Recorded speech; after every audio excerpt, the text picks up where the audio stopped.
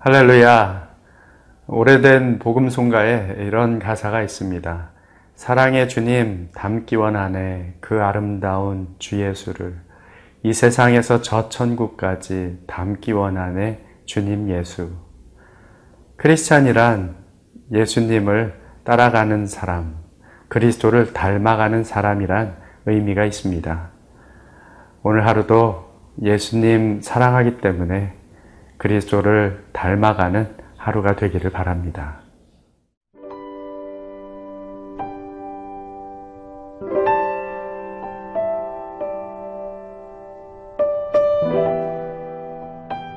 갈라디아서 3장 19절에서 29절 말씀입니다. 그런즉 율법은 무엇이냐? 범법함으로 더하여진 것이라.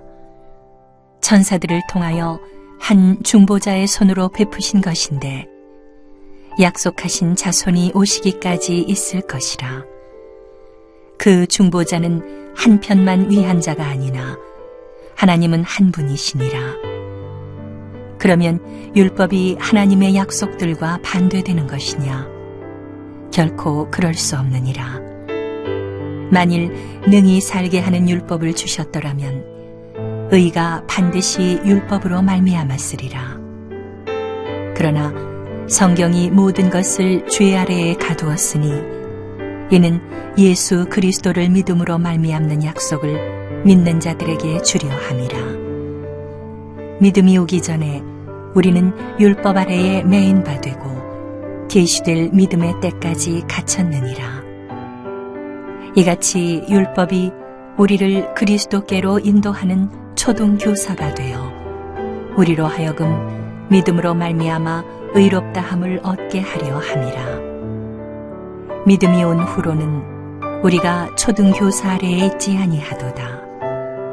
너희가 다 믿음으로 말미암아 그리스도 예수 안에서 하나님의 아들이 되었으니 누구든지 그리스도와 합하기 위하여 세례를 받은 자는 그리스도로 옷 입었느니라.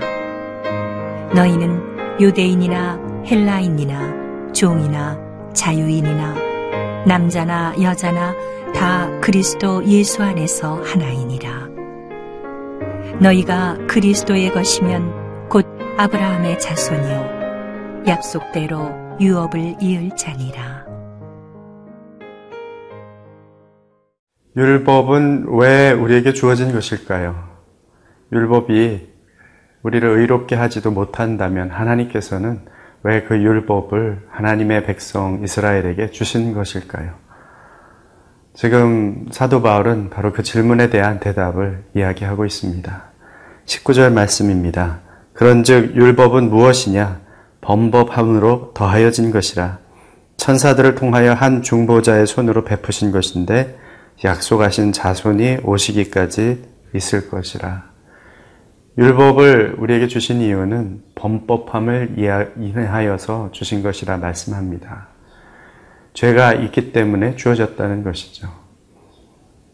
죄가 있기 때문에 주어졌다, 이상한 생각이 들지 않습니까? 율법 때문에 죄가 있는 것 아닌가? 이런 생각도 하는 사람이 있을지도 모릅니다. 율법은 무엇이 죄이고 죄가 아닌지, 무엇이 악한 것이고 악한 것이 아닌 것인지 하나님의 기준을 제시하고 있는 것이죠. 그래서 세상을 살아가는 사람들이 자기 임의대로 이것이 죄이고 이것이 죄가 아니다, 이것이 악한 것이고 이것은 선한 것이다를 마음대로 정하지 않게 하기 위해서 하나님이 제시한 기준을 율법으로 알려주신 것입니다. 그러면 그 율법이 우리에게 주어졌다고 해서 그 기준들을 다 지켜낼 수 있는 사람이 있는가? 성경은 그럴 수 있는 사람은 한 사람도 없다고 말씀합니다. 사도 바울은 그렇게 범법함을 인하여서 율법이 주어졌는데 그것은 영원토록 유효한 법은 아니라고 이야기를 합니다. 그 율법은 한시적이라는 것이죠. 저희들이 읽은 대로 약속하신 자손이 오시기까지 주어진 것이 율법이라고 이야기합니다. 23절 말씀에도 믿음이 오기 전에는 우리는 율법 아래에 매인바 되고 계시될 믿음의 때까지 갇혔다 이야기합니다. 믿음이 약속하신 그분이 오실 때까지 감추어져 있다가 이제 율법이 왕노릇하다가 이제는 믿음의 사람, 약속의 사람, 예수 그리스도께서 이 땅에 오셨기 때문에 이제 그 율법은 더 이상 유효하지가 않다는 것이죠. 율법은 한시적인 것입니다. 이 땅에 한시적인 것이 많이 있습니다. 그것은 영원한 것에 비해서 가치가 떨어지는 것이죠. 금이 오래 가기 때문에 가치 있게 여깁니다. 영원토록 남는 것을 사람들이 귀하게 생각합니다. 여러분들은 어떤 가치를 따라 살아가십니까? 세상에서 잠깐 느끼는 즐거움, 잠깐 내가 좋아한다고 생각하는 것들, 그것은 순간일 뿐일 수도 있습니다. 영원하지 않은 것일 수도 있습니다. 요한 사도는 요한 1서 2장을 통해서 우리에게 이렇게 말씀합니다. 요한복음 요한 1서 2장 15절 말씀에 이 세상이나 세상에 있는 것들을 사랑치 말라. 누구든지 세상을 사랑하면 아버지의 사랑이 그 속에 있지 아니하니 이는 세상에 있는 모든 것이 육신의 정욕과 안목의 정욕과 이 생의 자랑이니 다 아버지로 쫓아온 것이 아니라 세상으로 쫓아온 것이라 말씀합니다. 세상도 지나가고 정욕도 지나가되 하나님의 말씀은 영원하다 기록하고 있습니다. 여러분이 이 세상에서 추구하는 가치, 영원한 것을 추구하시길 바랍니다. 영원한 하나님의 말씀, 영원한 생명, 이 땅에서 잠시이지만 하나님의 사람의 모습을 드러내는 것, 하나님의 사랑을 드러내는 것, 그것이 영원한 가치입니다. 오늘 하루도 하나님의 가치, 하늘의 가치, 영원한 가치를 드러내며 살아가는 하루가 되시기를 바랍니다.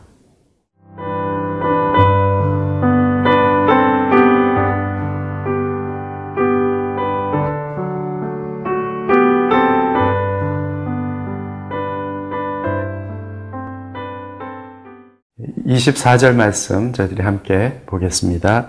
이같이 율법이 우리를 그리스도께로 인도하는 초등교사가 되어 우리로 하여금 믿음으로 말미암아 의롭다함을 얻게 하려 함이라. 율법의 역할은 우리로 하여금 무엇이 선이고 무엇이 악인지, 무엇이 죄이고 죄가 아닌지를 구분하게 하는 그 기준을 알려줍니다. 하나님의 마음을 알려주는 것이죠. 그러나 그뿐만 아니라 율법은 우리를 그리스도께로 인도하는 가디안의 역할, 초등교사의 역할을 한다고 사도 바울은 설명합니다. 부모가 아이를 학교에 데려다주고 데려오고 하는 일을 한다고 한다면 그 동안에는 아이의 손은 부모의 손에 붙잡혀 있을 것입니다. 하지만 돌아와서 부모에게 아이를 넘겨주고 나면 그 부모의 역할은 끝이 나는 것이죠. 율법이 마치 그와 같습니다.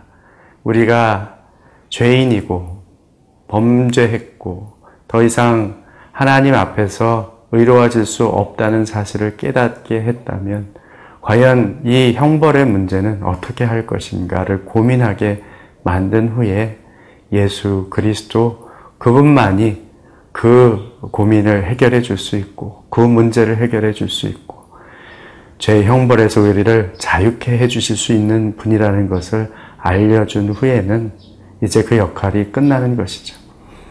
예수 그리스도의 손에 우리가 넘겨진 다음에는 더 이상 율법은 그 역할이 없어지고 마는 것입니다. 사도 바울은 계속해서 이야기합니다. 우리가 하나님의 자녀가 되었다. 그리스도와 합하여 세례를 받은 우리가 그리스도로 옷 입었다. 이제 우리가 자유자나 종이나 여자나 남자나 그리스도 안에서 다 하나가 되었다. 우리는 하나님의 소유이고 그리스도의 것이라고 고백합니다. 그리스도로 옷 입는다는 말, 무슨 말일까요? 여기에 기록한 대로 세 가지를 생각해 볼 수 있을 것 같습니다. 첫 번째는 하나님의 자녀, 하나님의 아들이 되었다는 것이죠. 그리고 두 번째는 그리스도와 합하여 우리가 다 그리스도 안에서 하나가 되었다는 의미입니다. 세 번째는 우리가 세상에 속한 사람이 아니라 하나님께 속한 그리스도의 소유가 되었다는 것이죠. 여러분은 어떤 옷을 입고 사십니까? 옷을 입는다는 것은 그 사람의 신분, 그 사람의 정체성을 드러냅니다. 군인은 군복을 입고 학생들은 학생복을 입습니다. 자기가 입고 있는 옷이 그 사람의 정체성을 드러내는 것이죠. 군복은 입었다 벗을 수도 있고 그리고 학생복도 학교에 갈 때만 입습니다. 크리스찬들은 그러나 그리스도의 옷을 항상 입고 있어야 하는 것이죠. 입었다 벗었다 할 수 있는 옷이 아닙니다. 교회에 있을 때만 그리스도의 옷을 입고 세상 밖에 나아가서는 벗어던지는 그런 옷이 아니라는 것이죠.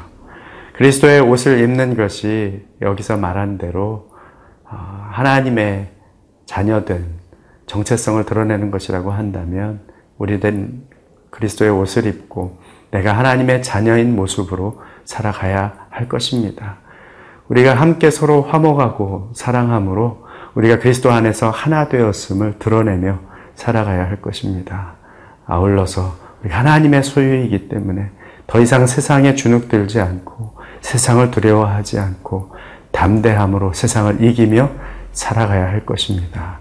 오늘 하루도 그리스도의 옷을 입고 그리스도의 사람으로 살아가는 저와 여러분 되시기를 축원합니다. 기도하겠습니다. 아버지 하나님 감사합니다. 우리에게 예수 그리스도 허락하여 주셔서 그 옷을 입고 살 수 있는 하나님의 사람 삼아 주셔서 감사합니다. 우리를 자녀 삼아 주셨고 우리가 그리스도 안에서 하나 되어 참으로 하나님의 소유된 삶을 살 수 있도록 성령으로 함께하여 주시옵소서. 오늘도 저희들이 주 앞에 새로운 삶을 출발합니다. 하나님 성령의 인도함을 받은 하늘의 사람으로 하늘에 속한 사람으로 그리스도의 소유된 사람으로 살게 하여 주시옵소서. 예수 그리스도의 이름으로 기도합니다. 아멘.